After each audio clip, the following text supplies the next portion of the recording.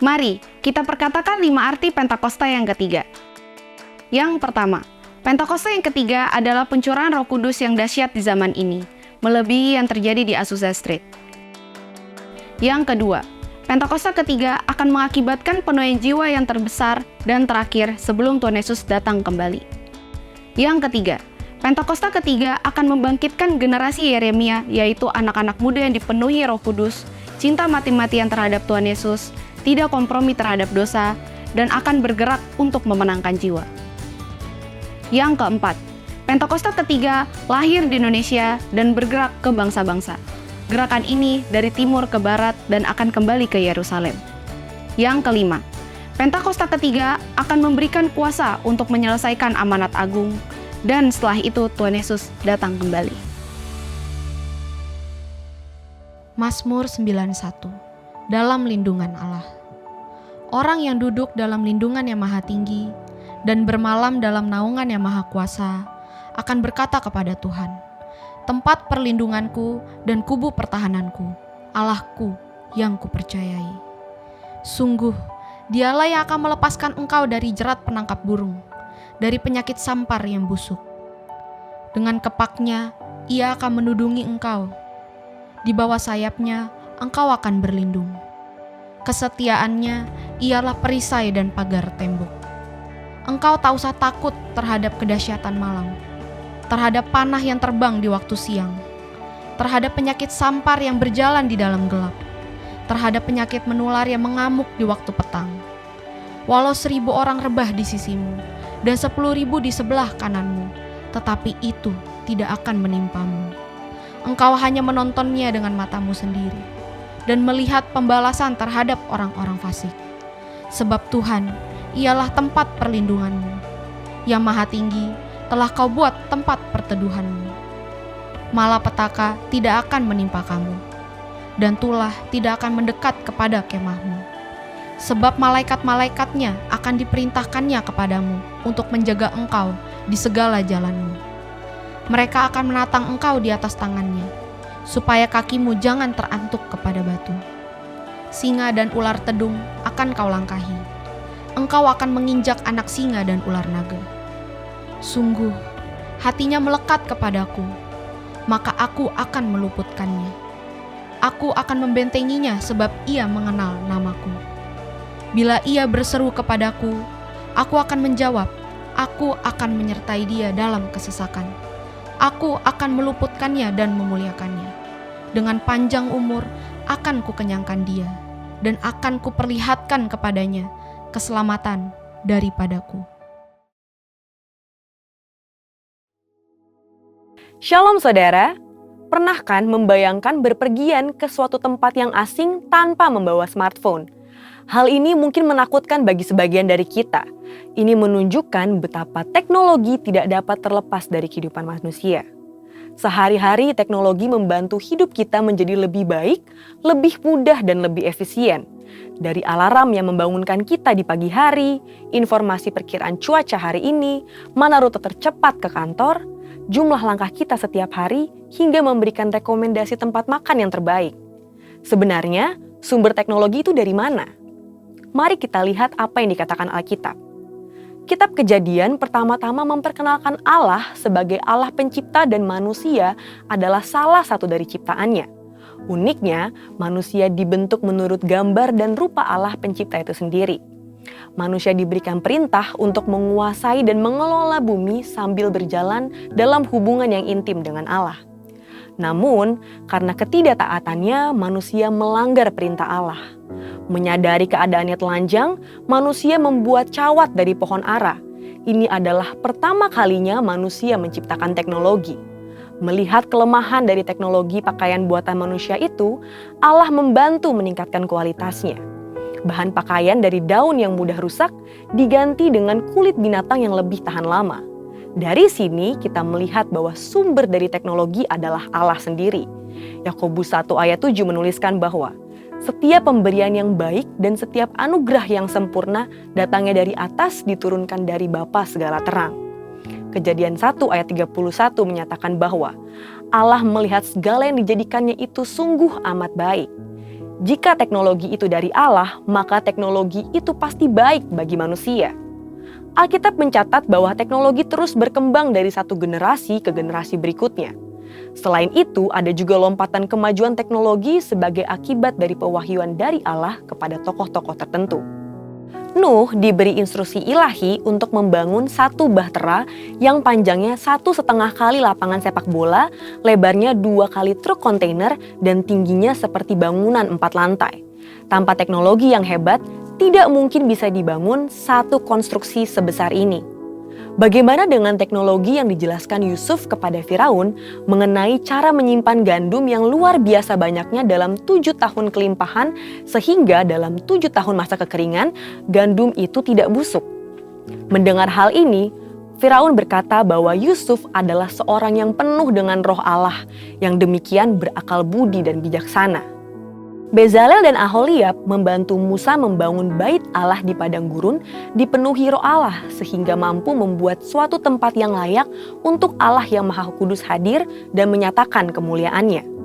Roh Kudus memberikan pewahyuan kepada orang percaya untuk menjadi unggul dalam teknologi. Jadi bagi saudara yang bekerja dalam bidang penelitian dan perkembangan teknologi, sungguh-sungguhlah mendalami ilmu yang saudara miliki dan mintalah pengurapan dari Roh Kudus untuk mendapat hikmat bagi terobosan-terobosan teknologi yang berguna untuk kehidupan manusia dan kepentingan kerajaan Allah. Namun, kejatuhan manusia dalam dosa juga memberi dampak buruk atas teknologi. Hal ini ditunjukkan dengan berbagai penyalahgunaan teknologi yang ada, seperti obat anestesi yang bermanfaat dalam dunia medis diselewengkan menjadi narkoba yang merusak generasi. Internet yang memudahkan hidup manusia disalahgunakan untuk penyebaran konten pornografi. Menyadari manfaat teknologi dan kemungkinan penyalahgunaannya, kekristenan tidak anti teknologi. Gereja justru memberikan sumbangsih bagi perkembangan teknologi. Sebagai contoh, University of Paris di bawah pengawasan Cathedral of Notre Dame de Paris diakui sebagai pusat intelektual di Eropa pada abad pertengahan. Thomas Aquinas, salah satu tokoh dari sekolah tersebut, adalah seorang filsuf yang diakui dunia sekaligus seorang ahli teologi yang memberikan kontribusi besar kepada doktrin gereja. Albertus Magnus, seorang ahli teologi, juga menguasai ilmu botani, kimia, metafisika, dan ilmu pengetahuan lainnya. Ini bukti bahwa seorang yang rohani juga dapat unggul dalam ilmu pengetahuan. Sejalan dengan itu, kelompok Pentakosta juga sangat terbuka terhadap teknologi dan perkembangannya. Dalam buku Thinking in Tongues, James K.A. Smith memberikan gambaran mengenai spiritualitas Pentakosta sebagai berikut. Yang pertama, keterbukaan radikal kepada Allah. Dalam hal teknologi, kelompok Pentakosta terbuka bagi kegerakan Roh Kudus dinyatakan melalui teknologi. Yang kedua, Roh Kudus dipercaya turut hadir dalam ciptaan Allah dan dalam ciptaan manusia. Yang ketiga, kelompok Pentakosta percaya bahwa tubuh dan dunia materi tidak jahat, sehingga penggunaan dan perkembangan teknologi untuk kemajuan dunia materi dianggap tidak salah selama diarahkan untuk kepentingan kerajaan Allah dan kebaikan umat manusia. Keempat, pengetahuan dapat bersumber dari perasaan dan pengalaman yang disampaikan dalam bentuk cerita atau narasi. Yang kelima, orientasi terhadap akhir zaman terkait dengan pekerjaan misi dan penegakan keadilan. Teknologi ditujukan untuk mendukung pekerjaan misi dan mewujudkan keadilan sosial dalam masyarakat. Teknologi penting dalam mendukung penggenapan amanat agung Tuhan Yesus. Di era Pentakosta ketiga ini, janganlah takut untuk memanfaatkan dan menjadi unggul dalam pengembangan teknologi yang ada untuk kepentingan kerajaan Allah. Dengan kuasa Roh Kudus dan dukungan teknologi, kiranya setiap kita dipakai Tuhan untuk menyelesaikan amanat agung Tuhan Yesus.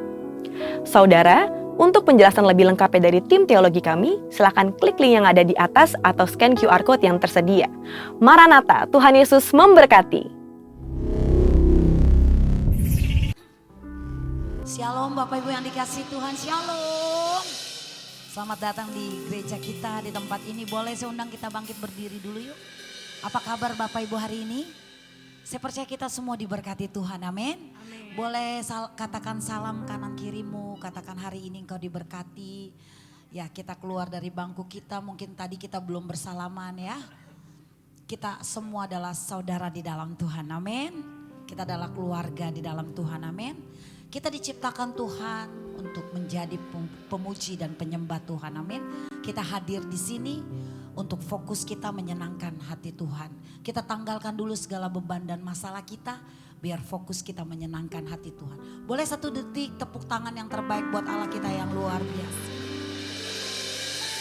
Mari kita sama-sama arahkan hati kita kepada Tuhan. Kami bersyukur siang hari ini Tuhan, atas segala kebaikan Tuhan dalam hidup kami. Sungguh terbukti Tuhan, kami berdiri di hadapan tatamu yang kudus. Kami dalam keadaan baik, kami dalam keadaan sehat, kami tidak kekurangan sesuatu apapun. Biarlah segala pujian, hormat, kemuliaan kami kembalikan hanya padamu Tuhan. Biar kami mau Tuhan membawa pujian kami, penyembahan kami yang terbaik. Karena kami tahu Tuhan sudah hadir di tempat ini. Urapi kami, kuduskan kami dengan kuasa darah-Mu dan hadirat-Mu yang sanggup memulihkan setiap hati kami. Kami gak pernah sendirian dalam hidup kami. Tuhan selalu menuntun kami, memberkati kami, mencukupkan apa yang kami butuhkan menurut kekayaan dan kemuliaan Tuhan. Lawat kami Tuhan, tidak ada satupun anak-anak-Mu yang terlewatkan. Semuanya menyembah Tuhan. Di dalam nama Tuhan Yesus kami telah berdoa dan mengucap syukur. Sama-sama kita yang percaya katakan amin. Sekali lagi tepuk tangan yang terbaik buat Allah. Silakan duduk kembali dalam hadirat Tuhan. Terima kasih Tuhan Yesus. Haleluya.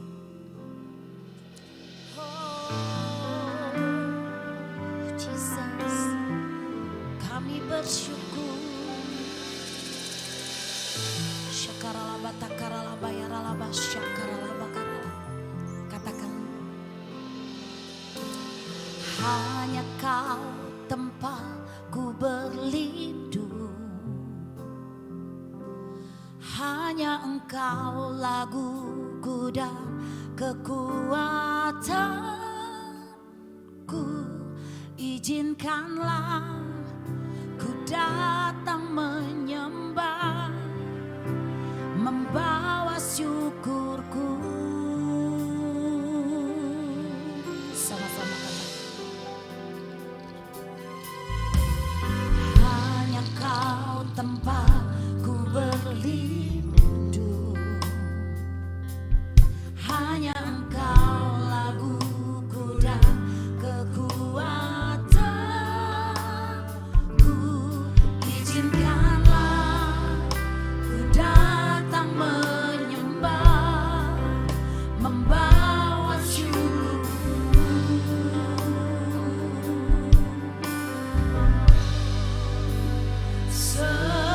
Sedalamnya hatiku Kau pun tahu, dan kasih-Mu tak jauh dalam jiwaku. Di dalam kesesakan, di dalam kemenangan, ku tahu Engkau selalu bersamaku. Sekali lagi tepuk tangan yang terbaik buat Allah kita yang luar biasa. Oh, kuasanya mengalir di tempat ini. Katakan sama-sama. Hanya Kau tempatku berlindung,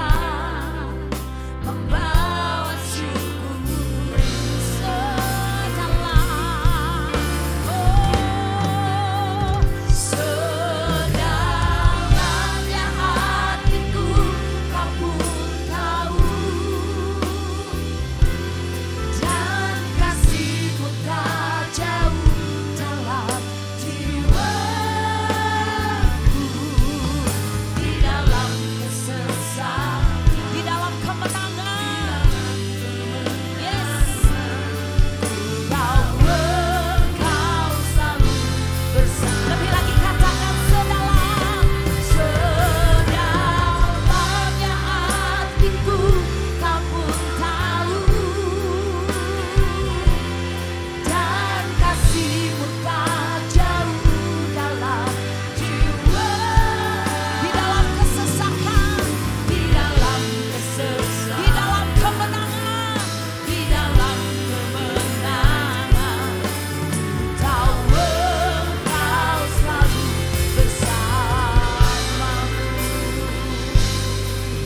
Oh, saya minta jemaat Tuhan sekali lagi katakan pujian ini. Kau tempatku berlindung, katakan hanya Engkau laguku dan kekuatanku. Izinkanlah, amin, ku datang menyembah, membawa syukurku. Masih jemaat Tuhan, angkat kedua tanganmu tinggi-tinggi, katakan oh, sedalamnya hatiku, amin, dan kasihmu tak jauh dalam.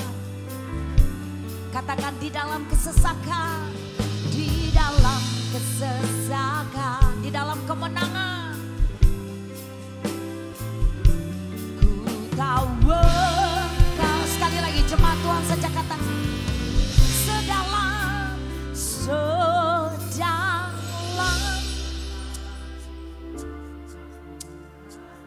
Yes, oralabatakara, shakaralabaka. Yes Lord, di dalam kesesakan, di dalam kemenangan, amin. Kau selalu bersamaku. Oh, sedalamnya hatiku kau pun tahu, dan kasihmu tak jauh dalam jiwaku.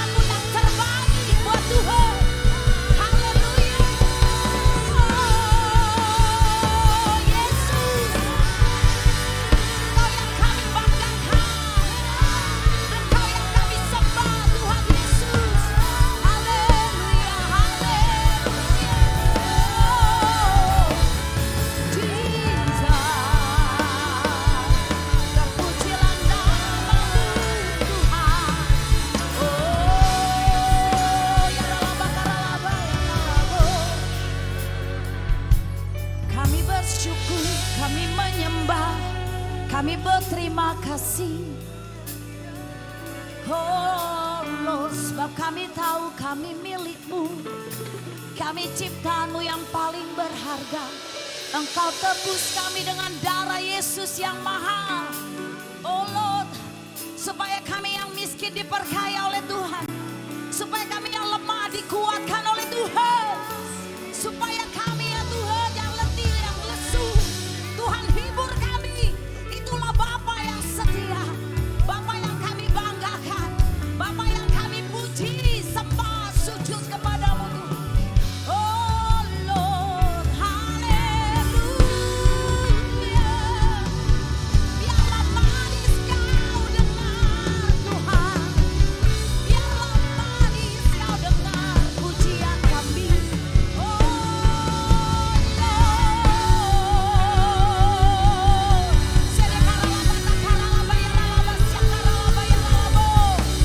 Oh Lord, praise Lord Jesus. You are my Father, you are my Lord. Hallelujah. Jesus, Jesus, Jesus, Jesus.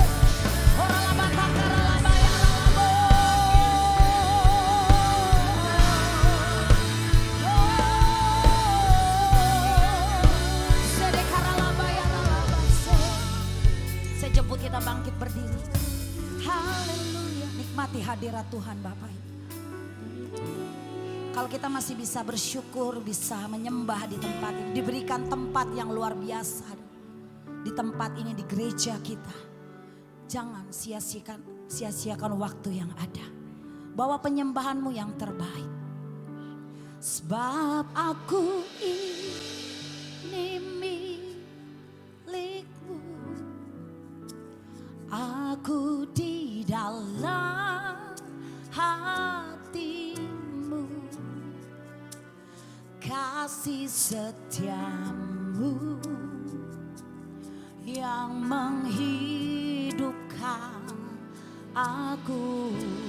Katakan dengan segenap hatimu. Sebab aku ini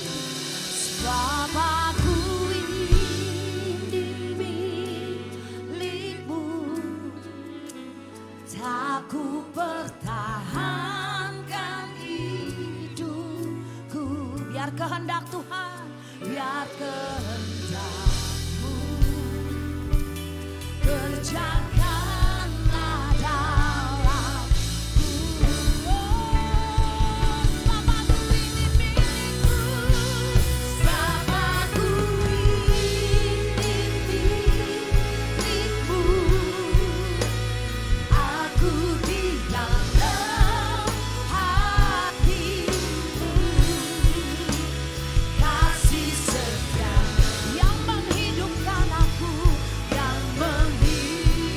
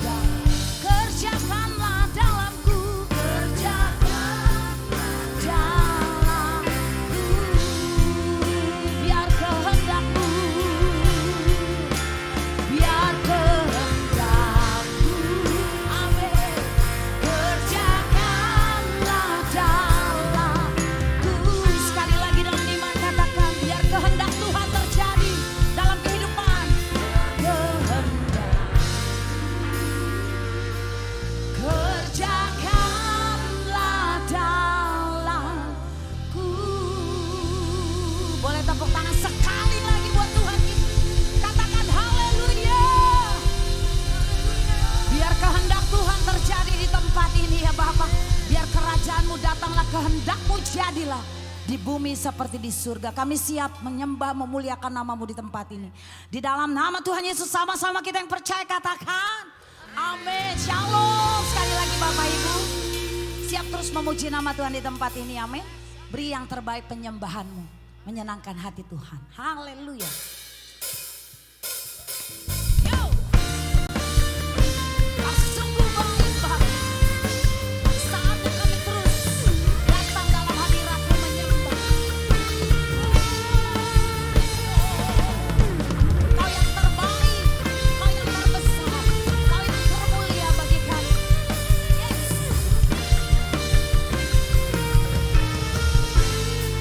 Katakan sama-sama. Tiba saatnya kami berkumpul bersatu. Amin. Damai suku dan bangsa berdiri di hadapan tata anak domba. Satu suara menyatakan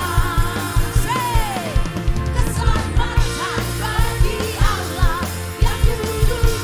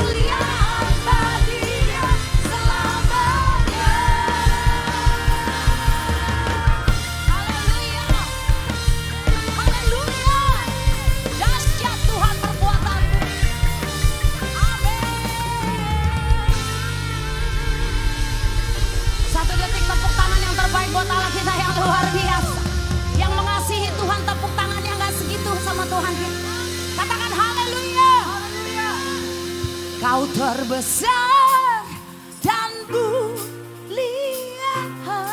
Katakan, ajaib semua perbuatan. Kau terbesar, kau terbesar dan mulia.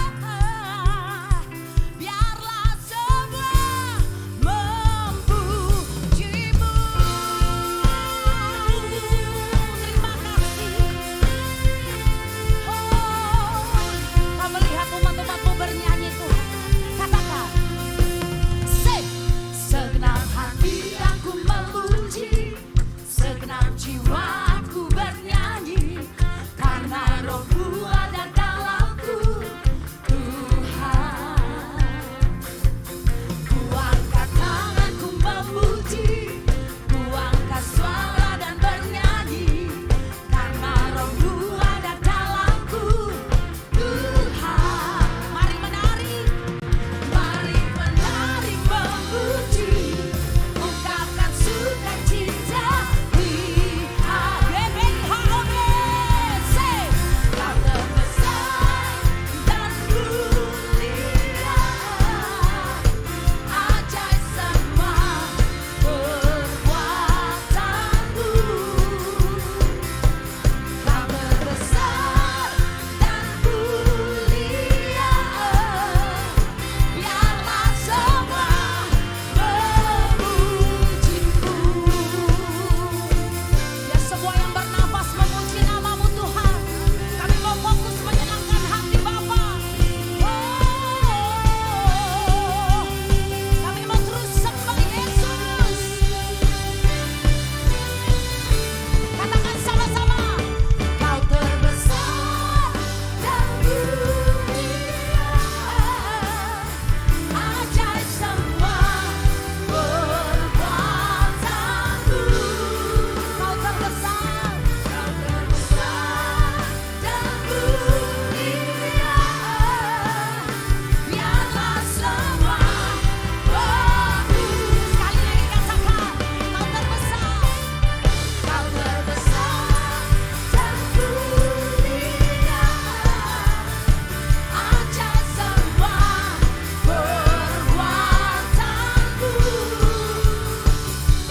Kau terbesar dan mulia, biarlah semua memujimu. Biarlah semua memujimu.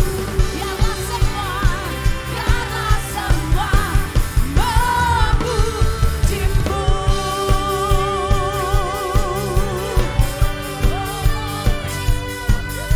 Amin. Haleluya. Haleluya.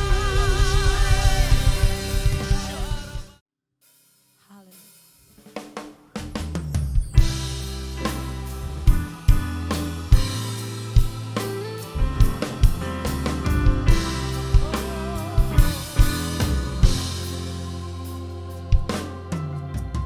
Engkaulah kekuatanku, tempat perlindunganku, saat badai menerpa. Aku tak akan goyah, aku tak akan goyah, sebab Kau sertaku.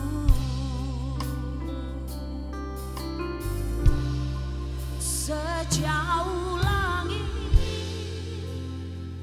dari bumi, begitu besarnya kasih-Mu,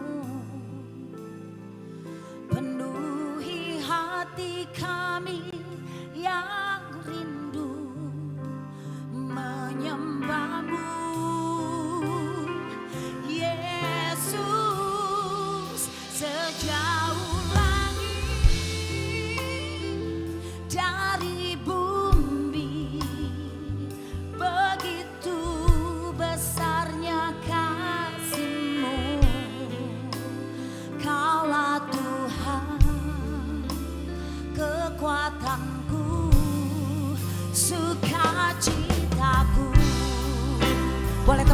sekali lagi buat Allah kita yang luar biasa.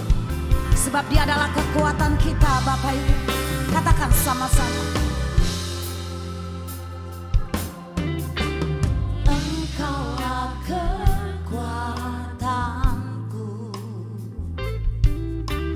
tempat perlindunganku. Saat badai menerpa, aku tak akan goyah. Aku tak akan goyah.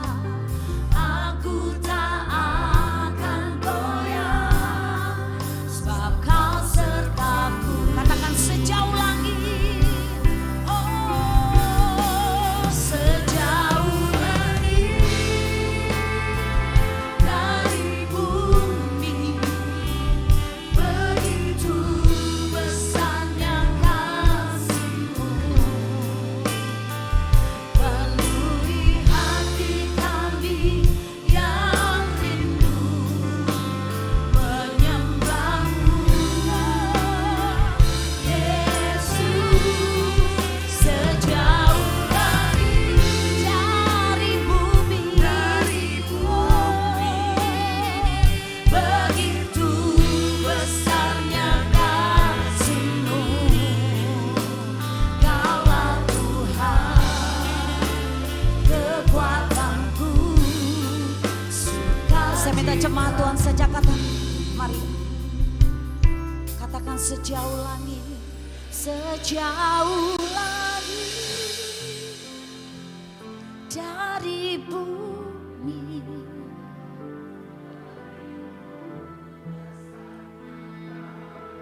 Begitu besar kasih Allah terhadap kita anak-anak.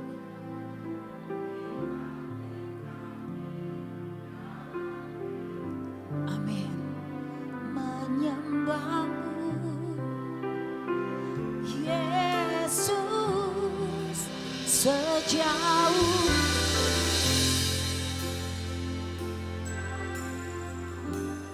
Yes Lord, begitu. Kaulah Tuhan kami, kekuatan kami, kekuatanku, sukacitaku. Oh, sejauh langit dari bumi, begitu besarnya kasih-Mu, penuhi hatiku yang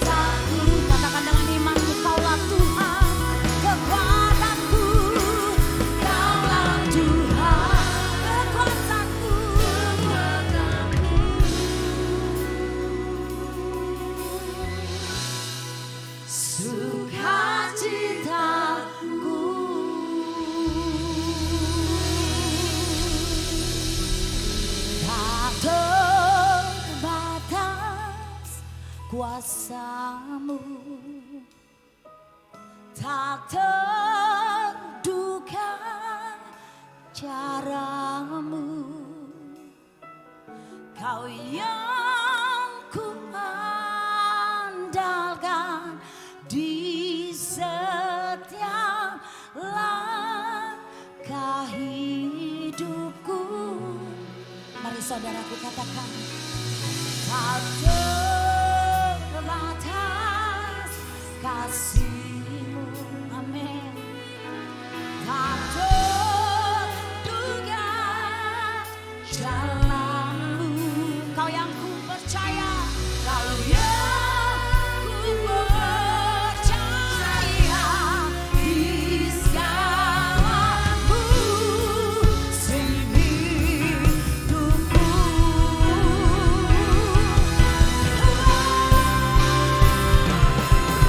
Tak terbatas kuasa, tak terduga caramu. Kau yang ku andalkan di setiap langkah hidupku. Oh, tak terbatas kasih-Mu, tak terduga jalan-Mu. Kau yang ku percaya di segala musim hidup. Kau yang ku percaya, Kau yang ku percaya di segala musim hidup. Sekali lagi katakan dengan iman kita, Kau yang ku percaya, Kau yang ku percaya di segala musim hidupku.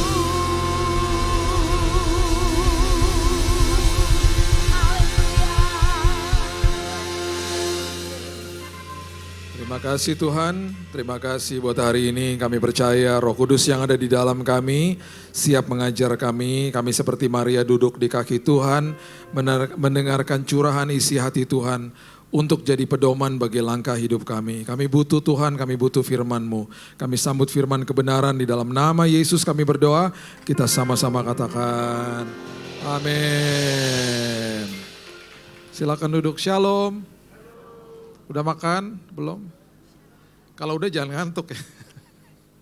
Jam-jam sensitif nih. Oke, Kejadian 8 ayat 22. Firman Tuhan mengatakan begini, Kejadian 8 ayat 22. Oke. Selama bumi masih ada, takkan berhenti-henti musim menabur dan menuai, dingin dan panas, kemarau dan hujan, siang dan malam. Setiap kali di dalam hidup pasti ngalamin musim berubah, itu sudah pasti. Dan apapun yang kita alami pasti terkadang kita suka dengan perubahannya, terkadang kita nggak suka sama perubahannya. Ada sebuah perubahan yang kita rasa menguntungkan kita, ada sebuah perubahan yang kita merasa tidak menguntungkan kita. Jadi musim akan berganti. Saya di tahun ini agak-agak sama istri saya sih berdua ya. Kita berdua nih agak-agak sensitif kalau ngomongin anak kami yang bungsu yang kedua. Karena di tahun ini akhirnya kita sadar bahwa dia pun sebentar lagi akan pergi jauh meninggalkan kita ketika dia pergi kuliah. Waktu kakaknya pergi masih ada hiburan lah, masih ada si kecil gitu. Tapi sekarang ada musim di mana kita harus face reality, betul. Kita sebentar lagi balik lagi nih kayak dulu, berduaan aja. Mumpung istri saya lagi nggak di sini, bantu dalam doa supaya dia mau piara anjing ya. Saya lagi doa, saya lagi kasih tahu dia masih nggak, dia suka anjing cuma udah lantar repot loh, wah banyak alasannya. Tadi di ibadah di RCC ada dia jadi agak-agak susah ngomongnya. Sekarang dia udah nggak ada gitu, tolong doain ya. Jadikan doa, mesbah keluargamu doain, tolong Tuhan supaya istrinya Pak Billy mau punya anjing. Jadi kita udah ngobrolnya kayak gitu udah. Ngobrolnya udah nanti gimana ya. Sampai saya bilang, kamu ntar bisa gak? Boleh gak nanti aku gak pulang dulu. Jadi gimana? Ya kita anterin dia, so aku tinggal sama dia 3 bulan. Ya gue yang kering lah kalau di situ. Jadi gak enak kan, serba salah kan. Betul-betul musimnya berubah. Tadi malam dia di samping saya. Dia kalau lagi mesbah keluarga dia selalu naik ke atas tempat tidur. Dia ada di sebelah saya, dia biasa kepalanya di dada saya. Saya bilang ini, Dek, kamu kok jadi gede banget sih, Dek? Dulu tuh kamu kecil, mungil, bulet gitu ya. Sekarang kamu lebih tinggi dari Dedi, gede banget sih kamu. Dia cuman gitu-gitu aja. Dan saya udah ngeliatin dia kayak, kok cepet banget ya Tuhan. Jadi Bapak Ibu yang anak-anaknya masih kecil-kecil, hargai momen itu. Karena sebentar lagi, it's gone. Cepet loh, musim berlalu. Dan tiba-tiba nanti mereka habis misalnya kuliah, terus nanti tiba-tiba mereka kerja, tiba-tiba mereka udah punya pacar, mereka menikah, udah gak balik ke rumah loh. Terus tadi malam sampai saya ngomong gini, berarti bentar lagi gak lama lagi kita punya cucu dong ya. Saya masih gak siap tuh punya cucu. Emang cocok jadi opa? Enggak lah. Enggak ya. Itu kayak gitu-gitu tuh kita ngomongin tadi malam tuh. Sampai udah lama kita ngomongin pas sejam loh tadi malam. Ngobrolin musim berganti sampai anak saya bilang, Dedi mami udah dong ya doa yuk. Musim berganti. Nah di dalam hidup ini hebatnya adalah yang saya belajar juga ya dari semua musim-musim yang berganti dalam hidup saya. Tuhan selalu bekerja dan gak pernah stop bekerja. Dan seringkali ketika kita lihat hal-hal yang gak enak, dia bekerja setiap hari untuk mendatangkan kebaikan bagi anak-anaknya. Dan seringkali yang kita lihat perubahan gak enak itu, seringkali kita mulai komplain nih. Kenapa sih gitu ya. Sekali lagi ya, bertanya sama Tuhan it's okay. Jangan sampai kita mempertanyakan Tuhan. Orang agama Kristen akan kejar jawaban doa karena agamawi. Orang Kristen pengikut Yesus akan kejar penyertaan Tuhan selagi menunggu jawaban doa. Semua akan terjadi sebuah kecerahan, terjadi sebuah pencerahan ketika orang seperti itu fokusnya kepada penyertaan Tuhannya selagi nunggu jawaban doa. Ya. Nah, kalau kita melihat ayat ini, kita pasti kalau kita baca cepat-cepat mungkin kita nggak dapat esensinya. Ayat yang sangat populer Roma 8 ayat 28 mengatakan begini. Kita tahu sekarang bahwa Allah turut bekerja dalam segala sesuatu untuk mendatangkan kebaikan. Allah bekerja dalam segala sesuatu, berarti semua aspek dalam hidupmu. Dan semua aspek hidupmu itu dia kerja, dia rangkaikan semuanya untuk mendatangkan kebaikan. Kebaikannya adalah standarnya Tuhan, bukan standarnya kita. Bagi mereka yang mengasihi dia, yaitu bagi mereka yang terpanggil sesuai dengan rencana Allah. Saya berhadapan dengan dokter kemo rumah sakit divonis mati 3 bulan tahun 2019 di Singapore General Hospital. Dan dokter sudah prediksi habis kemo 1 minggu Bapak akan mengalami momen-momen sangat berat, ada kemungkinan besar mati Pak. Itu sudah kami harus tanda tangan. Dan itu sudah mappingnya karena saya terkena kanker darah. Nah setelah terjadi seminggu dimasukin kemo ke dalam sini, hangus nih badan saya mulai terjadi kolaps satu-satu, dek. Tiba-tiba hasil darahnya keluar. Dokter udah mulai bilang gini, mohon maaf ya Pak, beberapa hari lagi leukosit darah putihnya akan menginjakkan titik terendah. Karena di-blast darahnya sama kemo. Dan betul, tiba-tiba keluar angkanya di hari itu, 0,03. Berarti tidak ada pertahanan tubuh, habis sudah. Dokter sudah mulai pantau saya, 24 hours. Karena anytime, kapan aja saya bisa kolaps badan saya. Yang dokter di sini pasti tahu, kalau udah ngalamin proses kayak begitu bisa ada sepsis, ada infeksi di dalam sini. Karena virus, bakteri, apapun yang ada di dalam sini bisa merajalela udah. Bener, tiba-tiba nih, antara hari Senin, Selasa, Rabu, Kamis, tiba-tiba 41 derajat. Sampai saya goyang ya, badan saya tuh goyang karena menggigil, karena saking panasnya badannya. Itu sampai tempat tidur tuh gak bisa berhenti. Gubrak, sampai kena tembok. Gak bisa diberhentiin udah. Sampai saya bilang sama istri saya, capek, tapi gak bisa stop. Akhirnya badan saya udah saking gak kuatnya shutdown, tiba-tiba semuanya mati, mati pingsan. Bukan mati, shutdown gitu semuanya kayaknya. Pingsan, memory lapse, hilang semuanya. Itu kan di videoin sama istri saya sambil nangis. Tolong dokter, tolong di videoin dikirim ke rumah, tolong doain. Dia pikir saya udah lewat. Kritis. Dokter pasangin selang segala macam, tiba-tiba mau ditarik ICU saya bangun. Grek bangun gitu. Dokternya bingung, tuh, jangan tarik tempat tidurnya. Tiba-tiba saya minta minum, tiba-tiba saya minta makan. Tiba-tiba di monitornya turun panasnya, normal. Gak jadi masuk ICU, gak jadi, copot, gak jadi masuk ICU. Besoknya gitu lagi. Selalu mendekati momen harus masuk ICU, tapi gak pernah masuk ICU. Kritis. Itu selalu Senin, Selasa, Rabu, Kamis kejadiannya. Antara hari-hari itu. Nah anak saya yang pertama lagi SMA waktu itu di situ. Jadi dia datang ke kamar saya itu kalau dia lagi keluar asrama tuh hari Jumat, Sabtu, Minggu. Dia bawa tuh bangkelannya dia. Karena dia mau belajar kan ujian akhir soalnya. Dia datang ke kamar, terus dia lihat saya, Jumat, Sabtu, Minggu saya selalu dalam kondisi gini. Lagi senyum, lagi nonton TV, oke aja gitu. Jadi dia gak pernah lihat saya dalam momen-momen kritis. Sampai-sampai saya bilang sama istri saya bilang sama pihak rumah sakit, jangan dikasih tahu ya. Karena ntar dia gak bisa belajar loh, saya bilang gitu. Udah tuh berjalan terus berminggu-minggu begitu. Sampai satu hari saya pernah bilang gini sama istri saya, si kakak kayaknya suruh datang tiap hari deh.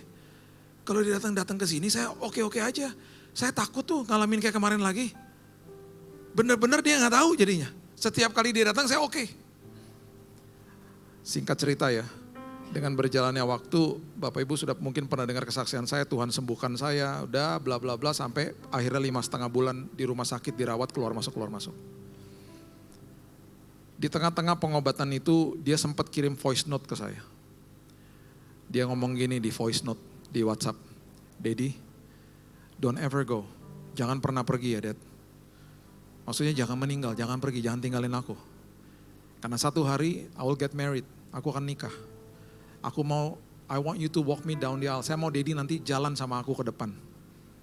Harus Daddy yang pegangin tangan aku. Itu voice note, saya putar malam-malam. Saya bilang gini sama Tuhan, Tuhan dengar jeritan anakku. Aku harus sembuh Tuhan. Aku harus pulang bukan di kantong jenazah. Aku harus pulang sehat Tuhan, dengar jeritan dia. Tapi Tuhan sebelum sampai ke sana Tuhan masih jauh. Nanti bulan Juni nih Tuhan, dia wisuda nih. Dia lulusan. Udah gitu anak saya yang kedua akan lulusan SD waktu saat itu. Tuhan, paling tidak saya mau hadir di wisudanya mereka. Tiba bulan Mei, ketika kesembuhan sudah diberikan Tuhan, dokter bilang sama saya, Pak boleh pulang, for good, gak usah balik lagi. Saya tanya gini, ada obatnya gak? Gak ada Pak, Bapak sembuh total. Kalau pusing minum Panadol aja katanya. Bulan Juni, saya bisa menghadiri kedua wisuda anak saya. Duduk di depan, saya udah nangis, saya udah gak tahu prosesinya kayak gimana. Karena saya cuma bisa menghargai momen ketika Tuhan memberikan kesempatan kedua dalam hidup saya. Saya ngelihat orang jalan aja di mall.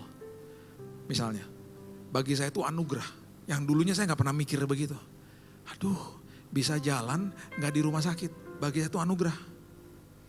Kalau kita udah ngalamin momen-momen berhadapan sama kematian kayak begitu, kita lihat kehidupan jadi berbeda semuanya. Dengan berjalannya waktu, bulan Mei, habis itu bulan Juni, wisuda, tiba-tiba saya dapat email. Kan ada beberapa sekolah anak saya ngelamar. Dapat email dari rektornya Biola University, sekolah Kristen universitas yang sangat baik lah menurut saya. Rektornya bilang gini, berdasarkan hasil ujian anakmu, kami memberikan atau menawarkan beasiswa sebesar ini, besar lah beasiswanya. Tolong kirim anaknya. Sebelum dia berangkat saya ngadu sama dia, saya ngaku sama dia. Saya berkali-kali dalam posisi kritis waktu kamu lagi ke rumah sakit. Dia nangis, dia bilang kenapa kok gak dikasih tahu? Saya bilang bukan saya gak mau kasih tahu, Tuhan yang gak kasih tahu. Kenapa Tuhan gak kasih tahu? Supaya kamu bisa belajar. Makanya pas kamu datang, saya dalam kondisi oke-oke aja. Dan ketika kamu bisa belajar, kamu dapat nilai yang sangat baik, hari ini kamu dapat beasiswa.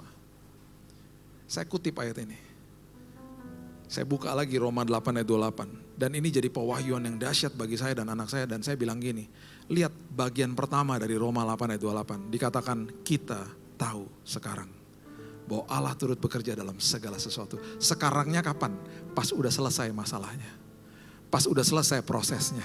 Tuhan suruh lihat kita ke belakang. Dan kita akan terkesima. Wow, Allah turut bekerja. Sekarang aku tahu. Sekarangnya pas udah lewat.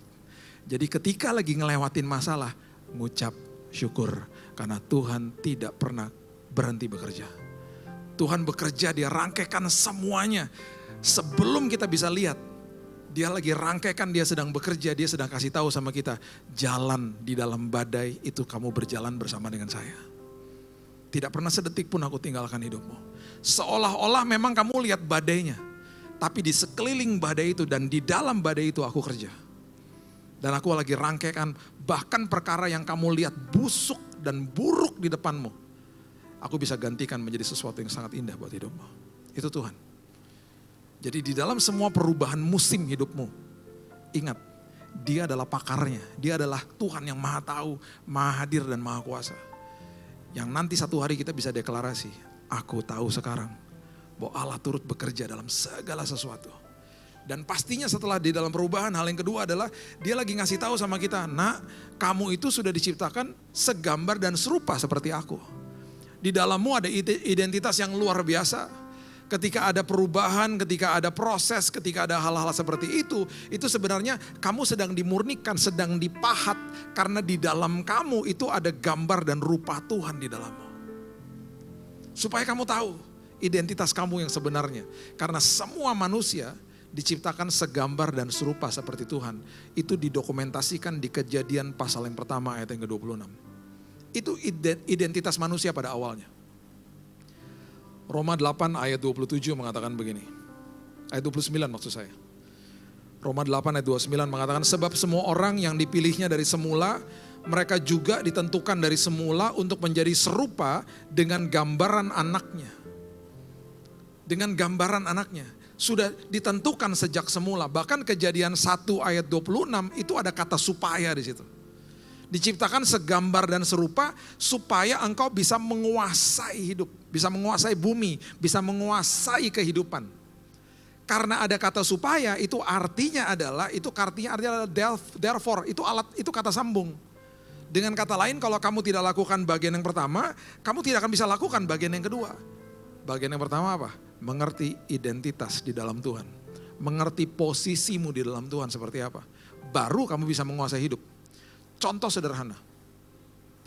Hari ini masih banyak didengungkan bahwa Tuhan murka, Tuhan marah dan lain sebagainya.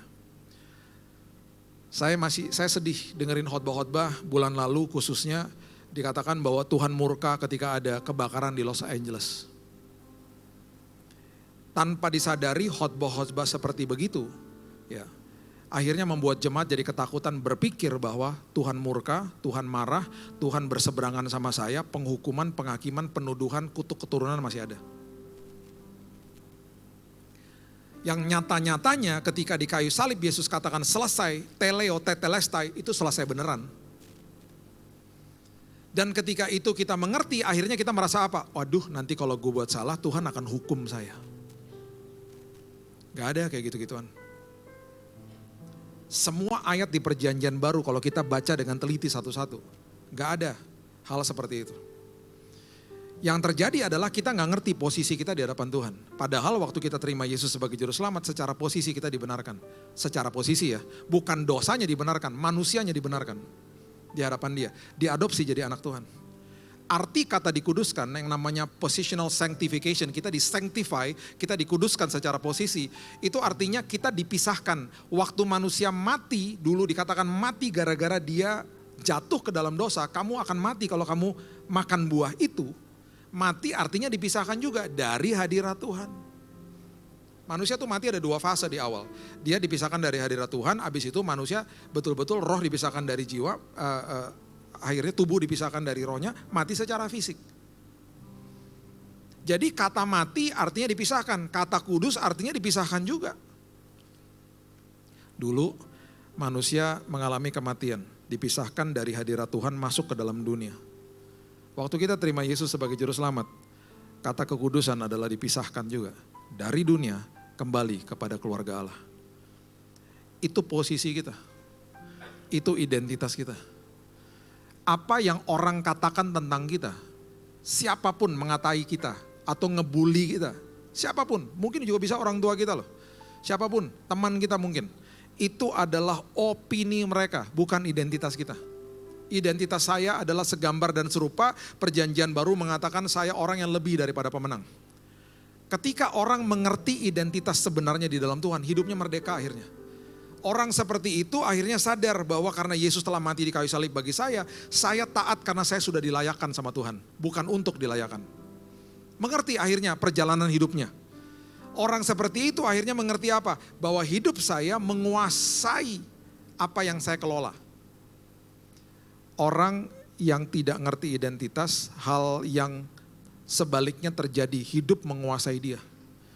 Orang yang masih nyari 3 bungkus, 4 bungkus rokok satu hari, hidupnya dikuasai sama tembakau. Orang yang masih keranjingan minum minuman keras, bahan dasarnya buah, dikuasai hidupnya sama buah-buahan.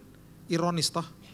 Orang yang masih terlibat sama seks, sama pornografi, hidupnya dikuasai sama orang lain. Orang yang masih terjebak di dalam penipuan, korupsi dan lain sebagainya, hidupnya dikuasai uang. Hidupnya dikuasai harta. Hidupnya dikuasai hedonisme, bukan dia kuasai uang. Uang kalau bisa bicara sama kita, dia akan ngomong gini, lebih baik kamu jadi bosnya, jangan saya jadi bosnya. Bahaya. Akhirnya itu yang terjadi. Hidup menguasai orang. Karena gak paham identitas di dalam Tuhan. Orang yang ngerti identitas dalam Tuhan merdeka. Seorang kriminal loh. Namanya Brian Nichols. Pemerkosa masuk ke dalam sebuah persidangan. Mau masuk ke dalam sebuah persidangan. Dikawal sama polwan di Atlanta, Georgia, Amerika. Karena polwannya juga mungkin ceroboh. Si pemerkosa ini, si kriminal ini bisa ngambil pistolnya. Dipukul kepalanya sampai pingsan. Dia masuk ke ruang sidang, dibunuh hakimnya. Sama kalau gak salah paniteranya dibunuh sama dia. Dia melarikan diri, dikejar sama polisi. Terjadilah police chase, terjadilah pengejaran di kota Atlanta. Dan dia mungkin kehabisan akal, dia mau mengelabui polisi. Mungkin dia mau tuker mobil di sebuah rumah. Akhirnya dia terpojok di situ, dia gak sempat melarikan diri lagi. Dia masuk ke dalam rumahnya. Dan ternyata rumah itu adalah rumah seorang ibu namanya Ashley Smith. Seorang yang cinta Tuhan. Seorang yang lahir baru. Ibu Ashley Smith disandra 7 jam sama Brian Nichols. Dan dia katakan kepada pihak polisi, kalau kamu berusaha masuk, saya bunuh ibu ini. Tiba-tiba satu kali ibu ini mengeluarkan buku Purpose Driven Life. Karangan Rick Warren. Dia berikan kepada Brian Nichols, kamu baca aja deh. Daripada kamu diem-diem di sini sama saya, nodongin pistol, kamu baca aja buku ini. Dia mulai baca. Bab 1, bab 2, bab 3. Dia mulai sadar kenapa dia diciptakan. Kenapa manusia itu segambar dan serupa seperti Tuhan.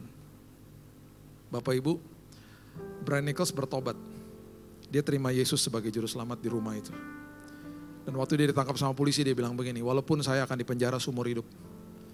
Tetapi paling tidak, jiwa dan roh saya tidak bisa dipenjara. Saya sudah menjadi anak Tuhan. Betul telat memang secara manusia. Tapi tidak telat di mata Tuhan. Ketika dia mengerti identitasnya, seorang kriminal seperti itu menyerahkan dirinya untuk Tuhan. Orang yang mengerti siapa dirinya di hadapan Tuhan, merdeka dia.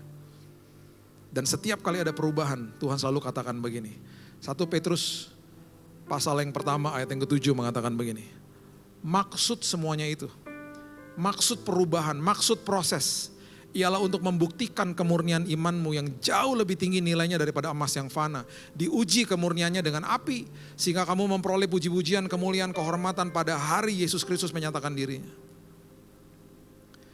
Setiap kali ada perubahan, setiap kali ada musim berganti, Tuhan lagi kasih tahu sama kita, nak, aku biarkan ini terjadi ya nak. Aku biarkan badai ini terjadi ya nak. Aku ada di situ loh nak, aku bersama-sama kamu, aku gak pernah tinggalin kamu. Supaya imanmu tambah teguh, supaya karaktermu makin tahan uji ya nak. Ganti paradigmamu, coba lihat dari sisi yang berbeda.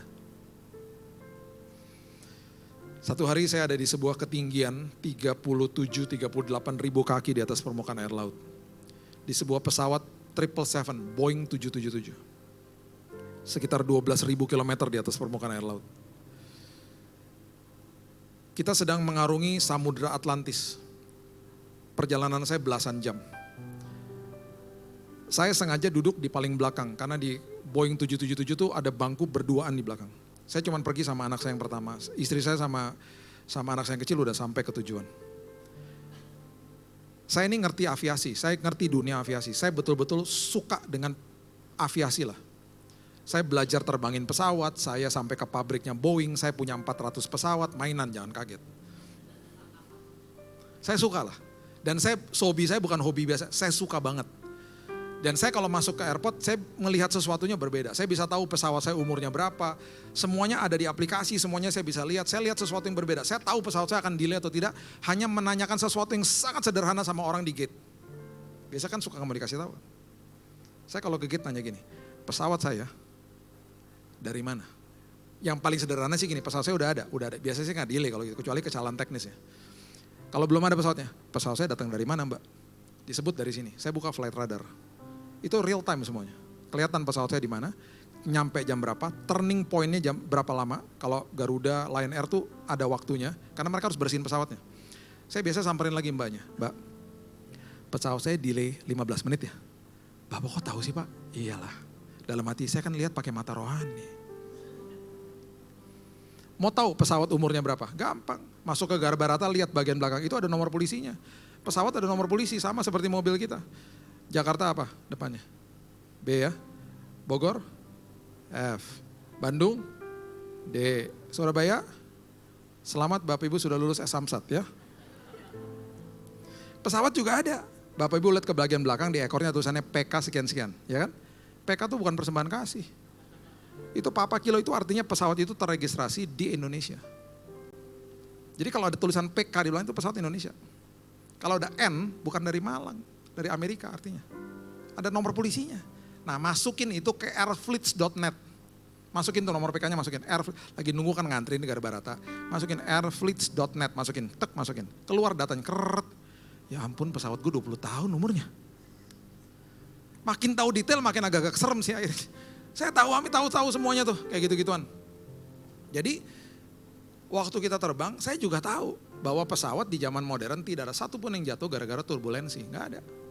Cuman ini turbulensinya berat banget sampai goyangnya gubrak sampai begitu. Pesawat 777 kalau udah goyang seperti begitu itu berarti turbulensinya parah banget. Dan itu mencekam sih memang.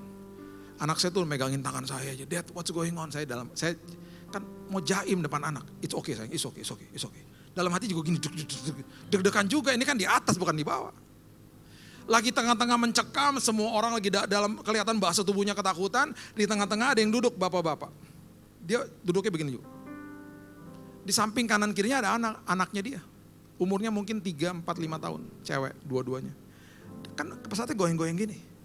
Itu anak-anaknya megangin tangan bapaknya sambil begini dua-duanya, sambil senyum-senyum, sambil ketawa-ketawa.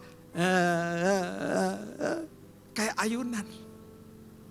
Saya waktu lihat mereka, saya sama anak saya sampai ketawa. Lucu juga ya kak. Iya ternyata ketakutan kan hanya di dalam pikiran kita ya. Bagi kita takut, bagi mereka ayunan. Terus kan turbulensi ada masa di mana dia akan berhenti toh. Berhenti semuanya terus fasten seat belt sign-nya off. Teng. Berarti kan udah aman kan. Kelihatan tuh bahasa tubuhnya semuanya tenang. Tahu gak tuh dua anak ngapain? Dia nanya sama bapaknya, kok udahan sih Dad? Gitu. Ya udahlah, ngeri juga kalau terus-terusan kan. Mereka demen. Jadi akhirnya saya bilang gini, iya ya Tuhan kalau ada badai, kan yang penting kan Tuhan gak pernah ninggalin aku. Kita pegangan aja sama Tuhan. Kalau memang terombang-ambing sama gelombang, tenang aja pasti sampai ke ujung dengan selamat. Amin. Karena itu Tuhan kita, makanya apa? Supaya kamu tahan uji, supaya kamu iman kamu tambah kokoh. Makanya aku biarkan badai. Yang keempat, Kisah Rasul pasalnya yang ke-27 ayat 38 mengatakan begini. Setiap kali ada perubahan, Tuhan lagi ngasih tahu sama kita dan ngajarin sama kita ada sebuah prioritas yang mungkin kita udah tinggalin dan kita gak lakukan. Atau prioritas kita salah. Jadi makanya ada perubahan. Saya waktu pegangin selang kemo ya, saya banyak banget dapat suara Roh Kudus, saya tulisin satu-satu. Tuhan bilang ini, Bill, yang ini, abis selesai dari rumah sakit, udah ya jangan dilakuin lagi. Oke. Yang ini, kenapa kamu gak lakuin lagi? Oh iya lupa, ya udah lakuin lagi. Oke, tulis satu-satu. Ini gak penting, ini penting gitu loh. Kalau angkanya 8 tujuan hidupnya, 6 tambah 2, 4 kali 2 kan 8. Kita udah terbiasa multiplikasi sama penambahan di dalam khotbah-khotbah. Betul, Tuhan akan tambah-tambahin. Tapi apakah kita pernah berpikir 10 kurang 2 juga 8? Saya merasa kehilangan kesempatan, saya merasa kehilangan waktu di rumah sakit. Tetapi justru itu waktu istirahat saya bersama dengan Tuhan. Waktu di mana akhirnya Tuhan banyak bicara di situ. Untuk bawa kepada tujuannya Tuhan. Yang tadinya saya bilang itu prioritas ternyata salah. Makanya waktu Paulus pergi ke Roma naik kapal barang yang isinya gandum. Prioritas daripada kapal itu ya gandumnya lah. Harus dibawa sampai ke tujuan, di unloading dan mereka terima uang. Jadi apa prioritasnya? Gandum. Ketika ada badai, prioritasnya shifted, berganti. Makanya Kisah Rasul 27 ayat 38 mengatakan, setelah makan kenyang, mereka membuang muatan gandum ke laut untuk meringankan kapal itu. Gandumnya udah gak jadi prioritas, nyawa mereka prioritas. Makanya di dalam badai kehidupan, Tuhan lagi ngajarin kok prioritas kita. Seringkali ada prioritas yang kita tinggalin. Dan kita berpikir bahwa saya udah lakukan yang terbaik dan lain sebagainya. Tuhan bilang enggak, jangan bukan yang ini aja. Berubah tiba-tiba. Dan bahkan sebuah perubahan bisa terjadi yang sangat cepat dan kita diminta sama Tuhan untuk mengambil keputusan. Selalu kalau ada sebuah tekanan ketika kita harus mengambil keputusan yang tepat, selalu berseru kepada Tuhan. Tuhan tolong supaya keputusan saya dipimpin Roh Kudus, bukan daging saya. Banyak orang mengejar kehormatan. Mereka mencari jalannya sendiri. Akhirnya mereka tidak dihormati. Berapa tahun yang lalu ada orang berkelahi di pintu tol. Rebut-rebutan masuk pintu tol. Turun dari mobil berkelahi, satu mati. Perubahan terjadi dalam waktu yang cepat. Dia mengambil keputusan berdasarkan emosi. Dia mengejar kehormatan, merasa tidak dihormati. Akhirnya apa? Masuk penjara. Makanya Alkitab bilang apa? Kerendahan hati mendahului kehormatan. Kerendahan hati mendahului kehormatan. Selalu minta pimpinan Tuhan, jangan gegabah dalam hidup ini. Perubahan bisa terjadi cepat loh. Temannya teman saya punya mobil hitam metalik baru dibeli. Latahlah setiap hari cuci mobilnya. Satu hari dia pulang kehujanan, dia dia kecapean, dia tidur. Mungkin sorenya kali mau dicuci ya. Anaknya yang masih kecil punya rasa inisiatif pengen mencuci mobil bapaknya. Jadi dia mulai ambil ember, dia isi sama air sabun, kemudian dia mau gosok mobilnya nih. Cuman lap gosokannya tuh dia cari-cari gak ketemu. Mungkin ada di dalam mobil kali. Akhirnya dia mungkin berpikir begini, si mama kalau misalnya di dapur gosok dandang pakai serabut kawat bersih kan. Jadi dia ambil tuh serabut kawat. Dia celupin ke air sabun, dia gosok tuh mobil hitam metalik. Ngik, ngik, ngik. Dia siram sama air habis selesai. Dia teriak dong, karena apa? Karena dari depan sampai belakang baret semua. Dia menjerit dan papanya bangun, papanya menjerit bareng-bareng. Papanya hampir pukul dia. Tiba-tiba ada suara dalam hatinya, kalau kamu pukul dia, kamu akan membutuhkan waktu yang sangat lama untuk memulihkan hatinya. Jangan lihat perbuatannya, lihat hatinya. Dia lakukan semuanya untuk kamu loh. Caranya salah aja. Papanya berlutut, papanya peluk anaknya, papanya nangis. Anaknya juga nangis. Anaknya nangis karena menyesal, papanya nangis karena mobilnya baret. Tapi paling tidak dia ngerti lah. Di saat yang sangat genting itu dia ngerti. Anaknya adalah prioritas, bukan mobilnya. Perubahan bisa terjadi kapan aja. Tuhan lagi ngajarin kita kok prioritas. Pada akhirnya saya akan berikan sebuah dua perikop ini sebagai penutup. Buka sama-sama saya Markus pasal yang keempat, ayat 35. Sampai ayat 41 saya bacakan ya. Pada hari itu, waktu hari sudah petang, Yesus berkata kepada mereka, marilah kita bertolak ke seberang. Yesus ngajak murid-muridnya bertolak ke seberang ya. Kalau saya tanya sama Bapak Ibu, yang ngomong bertolak ke seberang siapa? Yesus kan? Artinya adalah mereka pasti sampai ke seberang dengan selamat. Karena yang keluar dari mulutnya firman. Kalau saya ngomong, Bapak Ibu yuk saya antar ke seberang, saya gak bisa kasih jaminan. Kalau Yesus yang ngomong, dia ngomong dengan jaminan. Sekarang pertanyaan saya, apakah dia tahu akan ada badai? Jelas dia tahu. Apakah dia tahu dia akan tidur di buritan di kapal? Jelas dia tahu. Karena dia capek secara manusia. Makanya dia berfirman, marilah kita bertolak ke seberang. Mereka meninggalkan orang banyak, bertolak membawa Yesus beserta dengan mereka dalam perahu, di mana Yesus telah duduk dan perahu-perahu lain juga menyertai dia. Lalu mengamuklah tofan yang sangat dahsyat, ombak menyembur masuk ke dalam perahu, sehingga perahu mulai penuh dengan air. Pada waktu itu Yesus sedang tidur di buritan di sebuah tilam. Harusnya jangan dibangunin. Yesus ada di dalam perahu hidupmu. Udah pasti sampai ke seberang dengan selamat lah. Dibangunin sama mereka dengan teriakan begini. Mereka bilang, "Guru, engkau tidak peduli kalau kita binasa."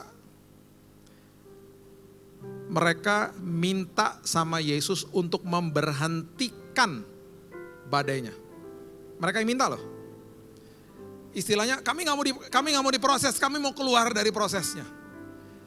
Dengan belas kasihan, Yesus bangun, dia menghardik angin itu, diam tenanglah, angin reda, anginnya reda, danau menjadi teduh sekali. Kalau saya bisa tambahkan, hasil permintaan murid-muridnya.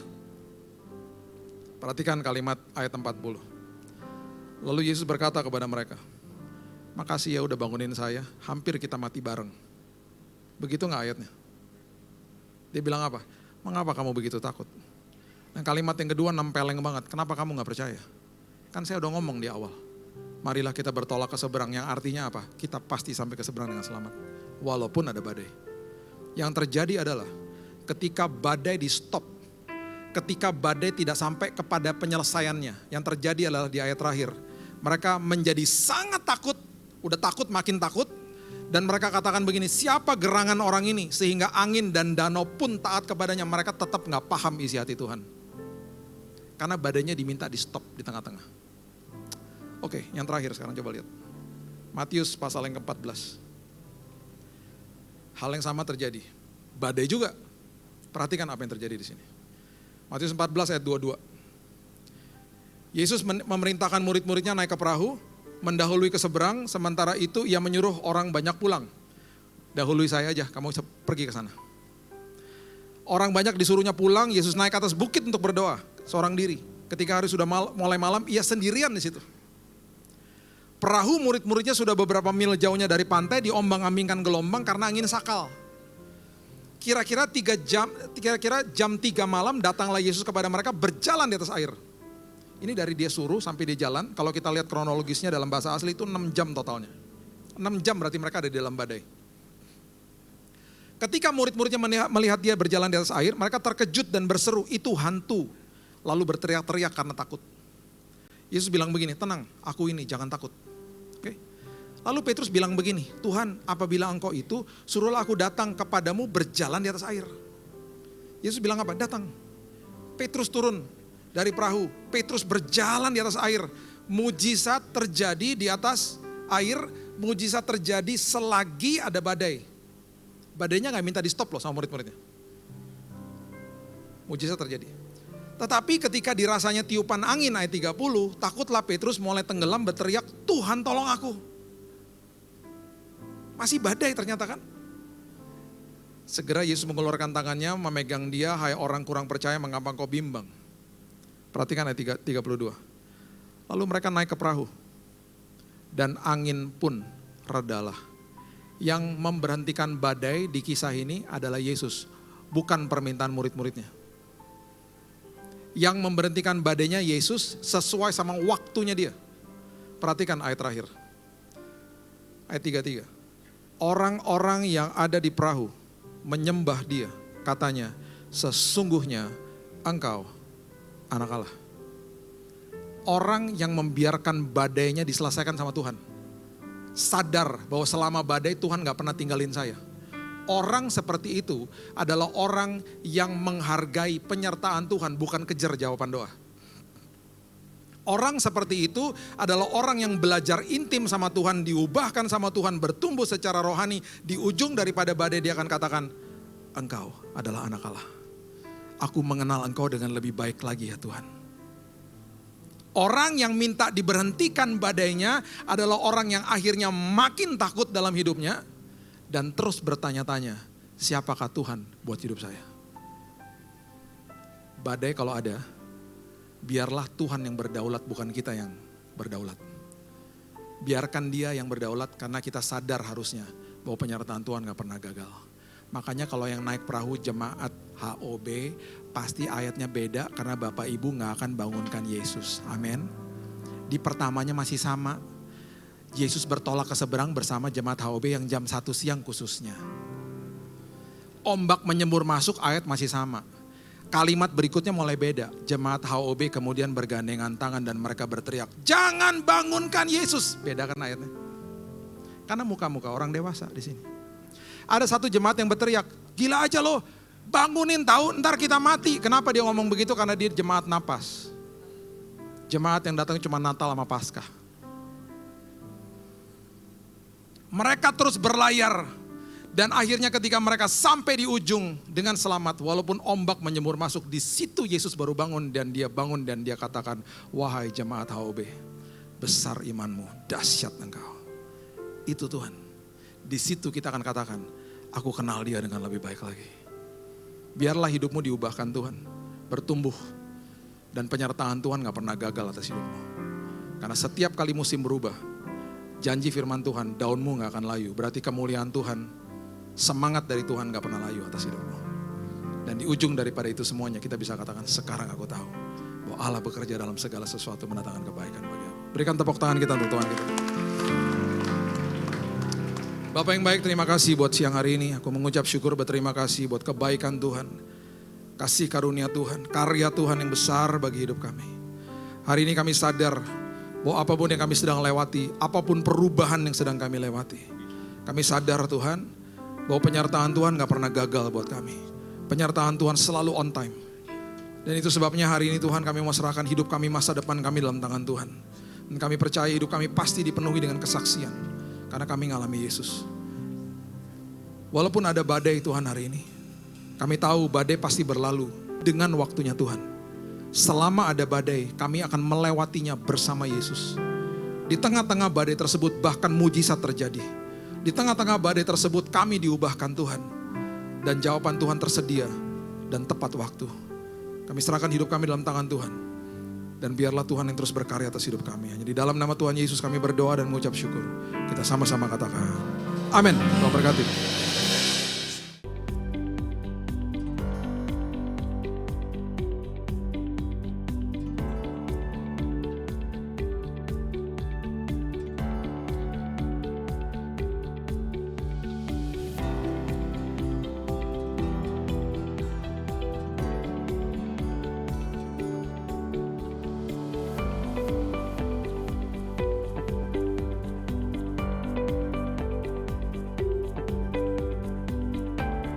Hai Church, berikut adalah pengumuman kegiatan Puri Interchange Church minggu ini. Happy birthday GBI Puri. Penuaian pasti terjadi. Tuhan Yesus memberkati. Selamat ulang tahun GBI Puri Indah. Maju terus bersama Tuhan. God bless you. Selamat ulang tahun GBI Puri Indah. Kami percaya penyertaan Tuhan Yesus akan terus mengurapi GBI Puri Indah dan penuaian jiwa besar-besaran akan terjadi. Amin. Tuhan Yesus memberkati. Selamat ulang tahun GBI Puri Indah. Kiranya Tuhan Yesus selalu memberkati dan maju terus dalam Tuhan. Selamat ulang tahun GBI Puri Indah. Tuhan Yesus memberkati. Selamat ulang tahun GBI Puri Indah. Tuhan Yesus menyertai. Selamat ulang tahun GBI Puri Indah. Tuhan Yesus memberkati. Puji Tuhan, Puri Indah berulang tahun lagi.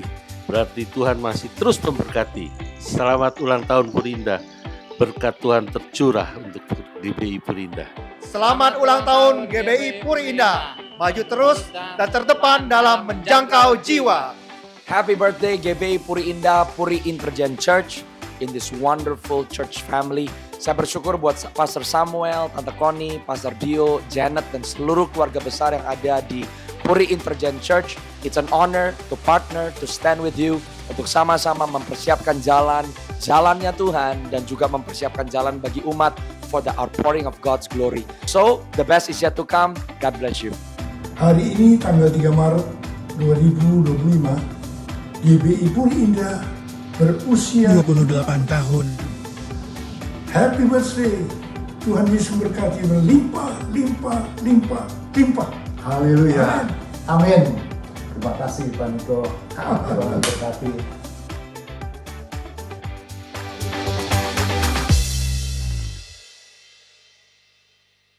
Mari kita bersama-sama lintas generasi datang ke hadirat Tuhan untuk berdoa, memuji, dan menyembah Dia.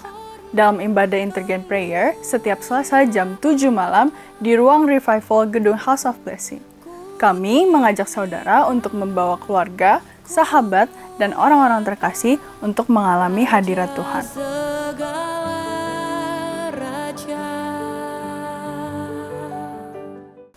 Hai wanita-wanita Tuhan, mari bersama-sama datang ke hadirat Tuhan untuk diperlengkapi, dikuatkan, dan mengalami lawatannya. Dalam ibadah Women in Christ setiap Kamis jam 10 pagi di GBI Purinda Mall, Basement G4, Zona Merah. Jangan lupa ajak teman-teman, sahabat, atau keluarga wanita Anda untuk bergabung dalam ibadah ini.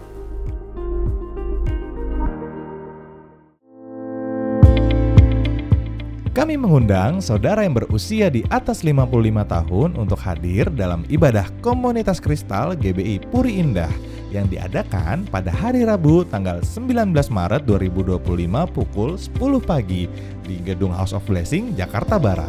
Dengan pembicara Pendeta Jarod Wijanarko dengan tema Masa Tua yang Segar. Pastikan saudara hadir dan diberkati dalam ibadah ini. Hai parents, mari bergabung dalam Parenting Project Seminar dengan tema Mengenal Anak Lebih Dalam. Seminar ini dirancang khusus untuk membantu para orang tua dalam memahami serta merawat anak berkebutuhan khusus dengan lebih baik.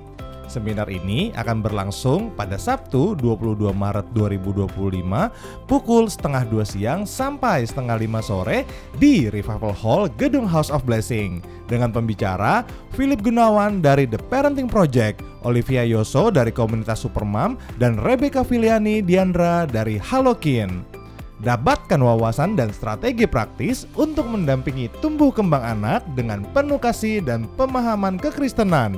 Segera daftarkan diri saudara dan jadilah bagian dari perjalanan parenting yang lebih bermakna.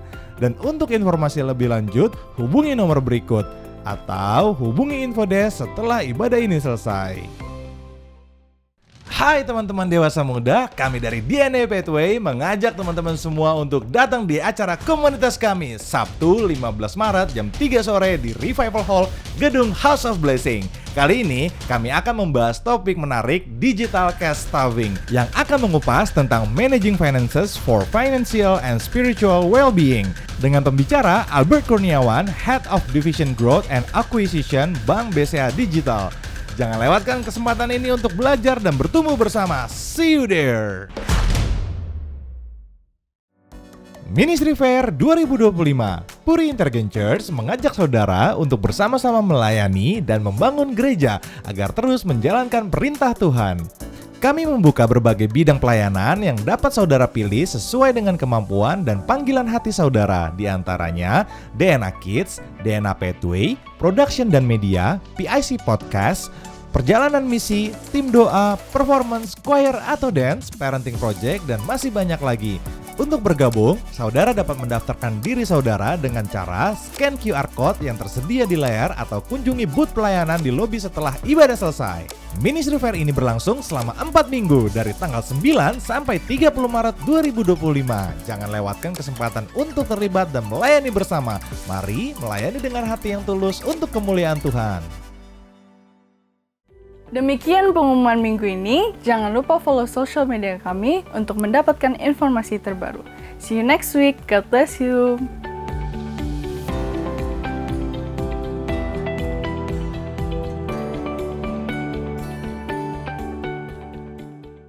Saya undang kita semua bangkit berdiri, kita akhiri ibadah hari ini dengan doa berkat.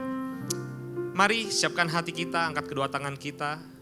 Pulang dan terimalah segala yang terbaik.